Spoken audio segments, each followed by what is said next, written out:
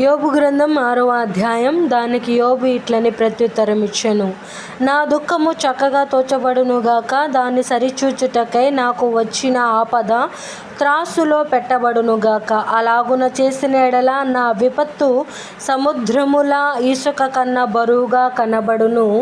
అందువలన నేను నిరర్థకమైన మాటలు పలికి తిని, సర్వశక్తుడకు దేవుని అంబులు నాలో చొచ్చెను. వాటి విషయమును నా ఆత్మ పానము చేయుచున్నది. దేవుని భీకర కార్యములు నాతో యుద్ధము చేయుటకై పంక్తులు తీరుచున్నవి. అడవి గాడిద గడ్డి చూచి వాండ్ర పెట్టున, ఎద్దు మేత చూచి రంకె వెయ్యున. ఉప్పు లేక ఎవరైనా రుచి లేని దాన్ని తిందురా? గ్రుడ్డులోని తెలుపులో రుచి కలదా? నేను ముట్ట నొల్లని వస్తువులు నాకు హేయములైనను, అవియే నాకు భోజన పదార్థములాయను. ఆహా, నా విన్నపము నాకు నెరవేర్చబడునుగాక. నేను కోరు దానిని దేవుడు నెరవేర్చునుగాక. దేవుడు తన ఇష్టానుసారముగా నన్ను నలుపునుగాక. చెయ్యి జాడించి ఆయన నన్ను నిర్మూలము చేయునుగాక.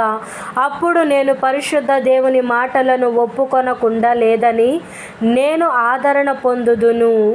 అప్పుడు నేను పరిశుద్ధ దేవుని మాటలను ఒప్పుకొనకుండా లేదని నేను ఆదరణ పొందుదును.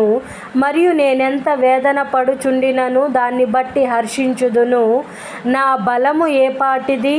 నేను కనిపెట్టుకొనుట ఎలా? నా అంతము ఏపాటిది? నేను తాళుకొనుట ఎలా? నా బలము రాళ్ల బలము వంటిదా? నా శరీరము ఇత్తడిదా? నాలో త్రాణ ఏమీ లేదు గదా. శక్తి నన్ను బొత్తిగా విడిచిపోయెను గదా. కృంగిపోయిన వాడు సర్వశక్తుడగు దేవుని యందు భయభక్తులు మానుకొనినను స్నేహితుడు వానికి దయచూప తగును. నా స్నేహితులు ఎండిన వాగువలెను, మాయమైపోవు జల ప్రవాహముల వలెను నమ్మకూడని వారైరి. మంచుగడ్డలుండుట వలనను హిమము వాటిలో పడుట వలనను అవి మురికిగా కనబడును. వేసవి రాగానే అవి మాయమైపోవును. వెట్ట కలుగగానే అవి తమ స్థలములను విడిచి ఆరిపోవును. వాటి నీళ్లు ప్రవహించు దారి త్రిప్పబడును. ఏమీయూ లేకుండా అవి ఇంకిపోవును. సమూహముగా ప్రయాణము చేయు తేమా వర్తకులు వాటిని వెదకుదురు. షేబ వర్తకులు వాటి కొరకు కనిపెట్టుదురు. వారు వాటిని నమ్మినందుకు అవమానమొందెదరు. వారు చేరువకు వచ్చి కలవరపడుదురు. అటువలే మీరు లేనట్టుగానే ఉన్నారు. మీరు ఆపదను చూచి భయపడుచున్నారు. ఏమైనా దయచేయుడని నేను మిమ్మును అడిగితినా? మీ ఆస్తిలో నుండి నా కొరకు బహుమానమేమైనా తెమ్మని అడిగితినా?